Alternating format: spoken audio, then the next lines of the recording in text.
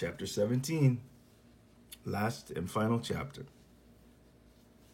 It was incredible, Ben Ross thought as he walked toward the auditorium. Ahead of him, two of his students sat at a small table in front of the auditorium doors, checking membership cards. Wave members were streaming into the auditorium, many carrying Wave banners and signs. Ross couldn't help think that before the advent of the Wave, it would have taken a week to organize so many students. Today, it had taken only a few hours. He sighed, so much for the positive side of discipline, community, and action. He wondered if he was successful in deprogramming the Wave, the students from the Wave, he wondered if he was successful in deprogramming the students from the Wave, how long it would be before he began seeing sloppy homework again. He smiled. Is this the price we pay for freedom? Great question. What is the price that we pay for freedom? Sure, there are many different costs and many different prices. As Ben watched, Robert, wearing a jacket and tie, came out of the auditorium and exchanged salutes with Brad and Brian. The auditorium is full, Robert told them. Are the guards in place? They are, Brad said. Robert looked pleased. Okay, let's check all the doors. Make sure they're all locked. Ben rubbed his hands together nervously. It was time to go in, and he walked toward the stage entrance and noticed that Christy was there waiting for him. Hi, she kissed him quickly on the cheek. I thought I'd wish you luck. Thanks, I'll need it, Ben said. Christy straightened his tie. Did anyone ever tell you look great in suits? She asked. Matter of fact, Owen said that the other day, Ben sighed. If I have to start looking for a new job, I might be wearing them a lot. Don't worry, you'll do fine, Christy told him. Ben managed a slight smile. I wish I had your faith in me, he said. Top of page 180.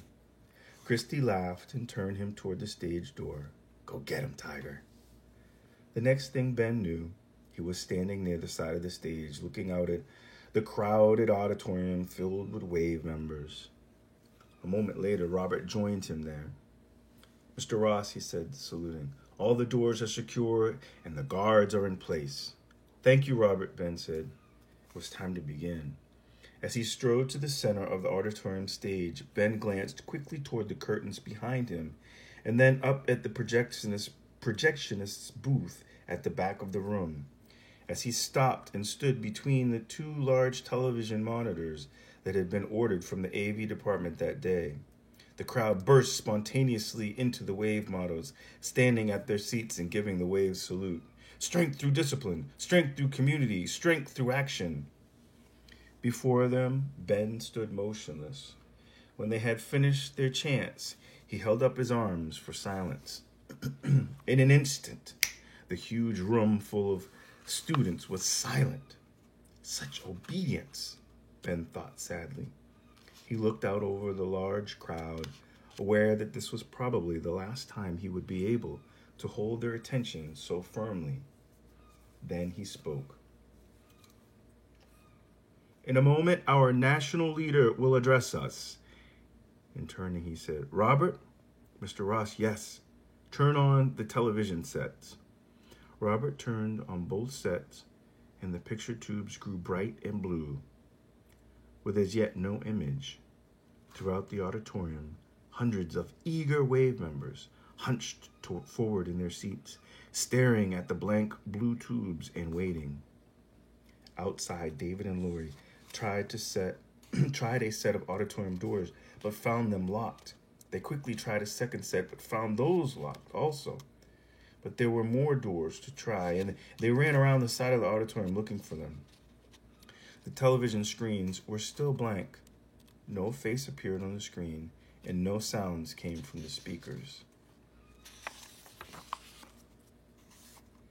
Around the auditorium, students began to squirm and murmur with anxiety.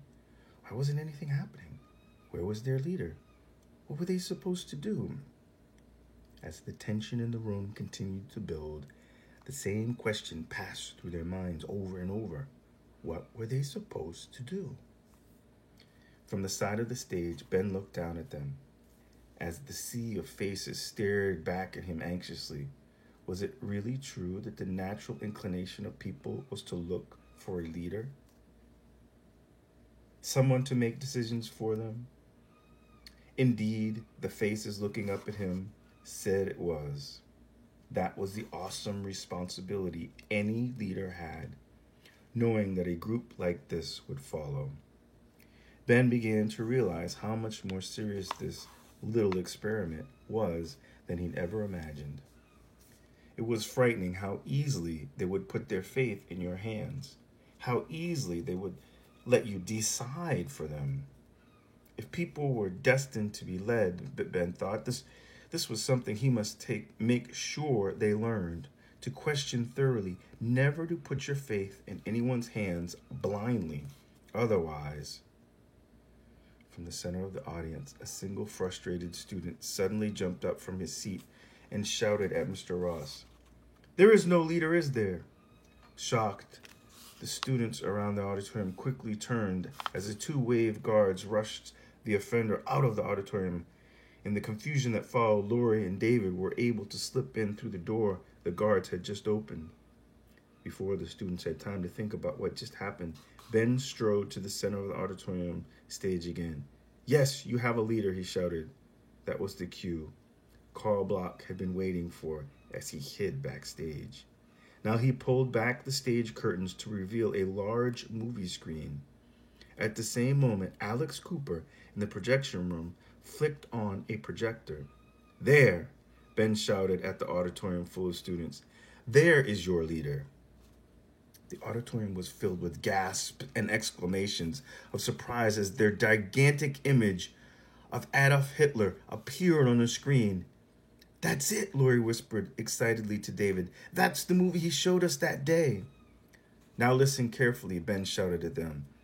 "There is no national wave youth movement. There is no leader." Top of page 184. "But if there was, he would have been it. Do you see what you've become? Do you see where you are headed? How far would you have gone? Take a look at your future." The film of Adolf Hitler and focused on the faces. The film left Adolf Hitler and focused on the faces of the young Nazis who fought for him during World War II. Many of them were only teenagers, some even younger than the students in the audience. "You thought you were so special," Ross told them. "Better than everyone outside of this room. You traded your freedom for what you said was equality. But you turned your equality into superiority over non-wave members. You accepted the group's will over your own convictions, no matter who you had to hurt to do it. Oh, some of you thought you were just going along for the ride, that you could walk away at any moment. But did you? Did any of you try it? Yes, you all would have made good Nazis," Ben told them. "You would have put on uniforms, turned your heads, and allowed your friends and neighbors to be persecuted and destroyed. You say it could never happen again, but look how close you came. Threatening those who wouldn't join you, preventing non-wave members from sitting with you at football games. Fascism isn't something those other people did. It's right here in all of us. You ask, how could the German people do nothing as millions of innocent human beings were murdered? How could they claim they weren't involved? What causes people to deny their own histories?" Ben moved closer to the front of the stage and spoke in a lower voice. "If history repeats itself, you will all want to deny what happened to you in the wave.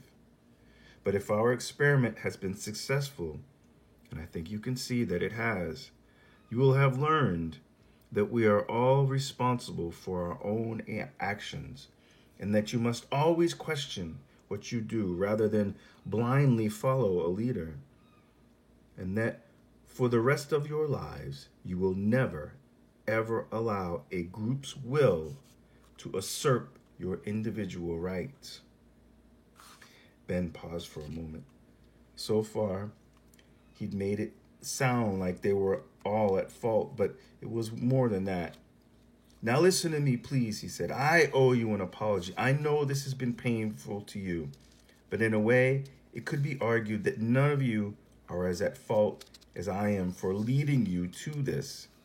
I meant the wave to be a great lesson for you, and perhaps I succeeded too well. I certainly became more of a leader, top of page 186, than I intended to be. And I hope you will believe me when I say that it has been a painful lesson for me too.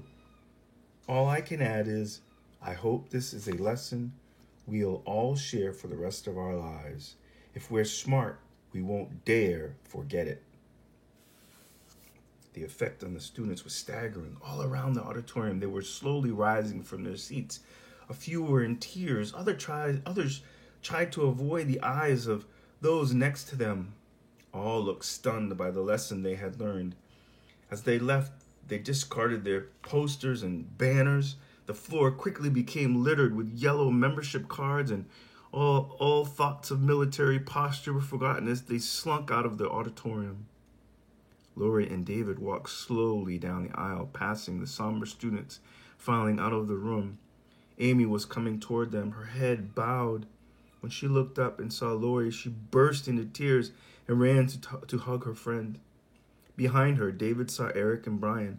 Both looked shaken. They stopped when they saw David, and for a few moments, the three teammates stood in an awkward silence. What a freak out, Eric said, his voice hardly more than a mumble. David tried to shrug it off. He felt bad for his friends. Well, it's over now, he told them. Let's try and forget it. I mean, let's try not to forget it, but let's forget it at the same time. Eric and Brian nodded. They understood what he meant, even if he hadn't exactly made sense. Brian made a rueful face. I should have known it, he said. The first time that Clarkstown linebacker broke through and sacked me for 15-yard loss last Saturday, I should have known it was no good. The three teammates shared a short chuckle, and then Eric and Brian left the auditorium. David walked down toward the stage where Mr. Ross stood, and his teacher looked very tired. I'm sorry, I didn't trust you, Mr. Ross, David said. No, it was good that you didn't, Ross told him. You showed good judgment, and I should be apologizing to you, David. I should have told you what I was planning to do. Lori joined them, and Mr. Ross, what's going to happen now? She asked. Ben shrugged and shook his head. I'm not sure I know, Lori. We still have quite a bit of history to cover this semester, but maybe we'll just take one more period to discuss what happened today. I think we should, David said. You know, Mr. Ross, Lori said, in a way I'm glad this happened. I mean, I'm sorry it had to come to this, but I'm glad it worked out, and I think everyone learned a lot. Ben nodded. Well, that's nice of you, Lori, but I've already decided this is one lesson I'm going to skip in next year's course. David and Lori looked at each other and smiled. They said goodbye to Mr. Ross and turned to leave the auditorium. Ben watched Lori and David and the last of the former members of the Wave leave the auditorium. When they were gone, he thought he was alone. He sighed and said, "Thank God." He was relieved it had ended well, and thankful that he had still had his job at Gordon High. There would still be a few angry parents and incensed faculty members to smooth over, but in time he knew he could do it. He turned and was about to leave the stage when he heard a sob and saw Robert leaning against one of the television sets, tears running down his face. Poor Robert, Ben thought, the only one who really stood to lose in this whole thing. He walked toward the trembling student and put his arm around his shoulder. You know, Robert, he said, trying to cheer him up, you look good in a tie and jacket. You ought to wear them more often. Through his tears, Robert managed to smile. Thanks, Mr. Ross. What do you say we go out for a bite to eat? Ben said, leading him off the stage. There's some things I think we should talk about. The end.